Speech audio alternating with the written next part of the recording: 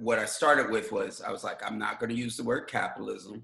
I'm not going to use the word communism, socialism, any of those things. I'm just going to talk about these things, but from their base meanings, right? When we use certain words, um, they are to consolidate ideas for shorthand. But sometimes we do that, and then we've consolidated that into these other things that consolidate ideas, and we forget what we're talking about.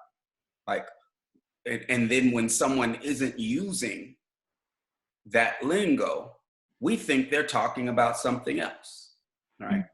And they're often talking about the same thing or have the same uh, motivations and things like that. But I also wanted to, I felt like a lot of things that were, a lot of art that called itself political, um, were stuck on this notion of anger.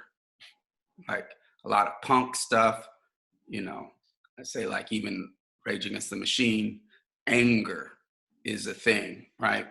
And with my experience of being an organizer, the couple times before, I realized anger wasn't the thing that got people involved. That was something that people felt and maybe was a gateway to talking to folks, but that them feeling like something could happen, feeling like they could actually do something, is that. And so I started thinking about what emotions were connected with that, and wanting to represent my music, wanting to do music that got to those emotions as well.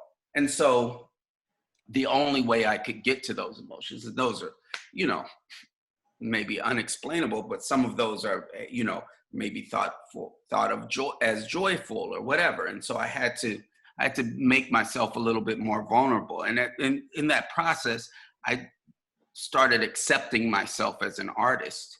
Um, and I think that my art became more effective by doing that. It became more effective because I was talking about my emotions in connection with uh, with the economic system that controlled what was around me, and how I want to change those things, and that made people relate to it in different ways.